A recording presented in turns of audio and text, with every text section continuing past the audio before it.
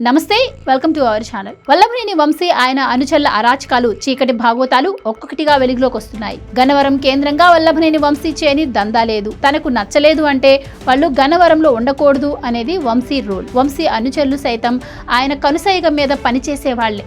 ఎవరిపైకైనా దాడులకు వెళ్లేవాళ్లే. వంశీని విమర్శించే నేతల ఇళ్లు కూల్చి ప్రతీకారం తీర్చుకునే వాళ్లే. ఇప్పుడు పోలీసులు వంశీని అరెస్ట్ చేయడంతో బాధితులు ఒక్కొక్కరిగా బయటకు వస్తున్నారు. గన్నవరంలో వంశీ బాధితులు వందలాది మంది ఉన్నారు. దాదాపు 200 మందిపై వంశీ కక్షగట్టి కేసులు పెట్టించారు. వంశీ గ్యాంగ్ ఆగడాలతో ప్రజలు కూడా ఎప్పుడు ఏం జరుగుతుందో అనే ఆందోళనలో ఉండేవారు. అధికారులు సైతం వంశీ మాటనే వేదంగా భావించేవారు. దీంతో వంశీకి అడ్డు అదుపు లేకుండా పోయింది. ఇక వంశీ బాధితుల్లో వెదురుపావులూరుకు చెందిన బాదనబోయిన సుకన్య ఒకరు. 2021లో వంశీ అతని అనుచరులు కొండ ప్రాంతంలో పేదల ఇళ్లు తొలగించి అక్రమంగా మట్టి తవ్వి లారీల్లో తాళిస్తుంటే సుకన్య అడ్డగించారు. దీంతో సుకన్యను వంశీ అనుచరులు మేచినేని బాబు, కైలే శివకుమార్ తీవ్రంగా వేధించారు. తవ్వకాలకు అడ్డుపడిందనే కారణంతో తప్పుడు కేసులు బనాయించారు. ప్రభుత్వ అధికారులను దుర్భాషలాడిందని, లారీలపై పెట్రోల్ పోసి నిప్పంటించింది అంటూ కేసులు పెట్టారు. తన 2 సెంట్ల ఇల్లు, ప్రహరీని ప్రొక్లయంతో కూల్చేశారు. కాసనేని రంగబాబు, ఈయన కూడా వంశీ బాధితుల్లో ఒకరు.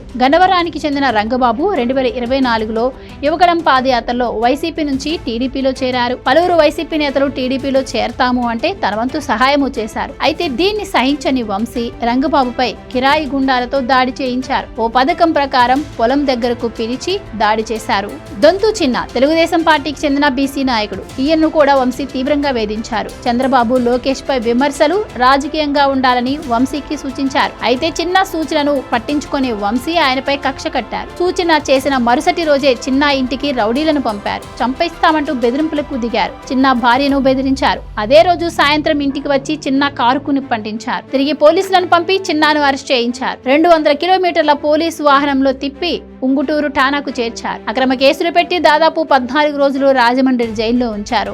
వంశీ బాధితుల్లో మరో ప్రముఖుడు జాస్తి వెంకటేశ్వరరావు. ఈయన గన్నవరం మండలం టీడీపీ అధ్యక్షుడు. టీడీపీ తరపున వంశీ ఎమ్మెల్యేగా పోటీ చేసిన సమయంలో ఈయన విజయం కోసం వెంకటేశ్వరరావు కృషి చేశారు. అయితే వంశీ వైసీపీ తీర్థం పుచ్చుకున్నాక తన వెంట రావాలని వెంకటేశ్వరరావును కోరారు. అయితే అందుకు ఆయన నో చెప్పారు. గన్నవరంలో పార్టీ ఆఫీస్ ఏర్పాటు చేసి యాక్టివ్ గా ఉంటున్నాడు అనే కారణంతో వెంకటేశ్వరరావును టార్గెట్ చేశారు వంశీ. స్థానిక సంస్థల ఎన్నికల్లో టీడీపీ అభ్యర్థులను పోటీలో ఉంచాడని కారుకు నిప్పు పెట్టించారు. టీడీపీ ఆఫీస్ పై దాడి, లోకేష్ యువగళం పాదయాత్ర వేళ జరిగిన అల్లర్ల కేసుల్లో ఇరికించారు. వెంకటేశ్వరరావు భూమిని లాక్కున్నారు. Please subscribe to Leo news for more videos.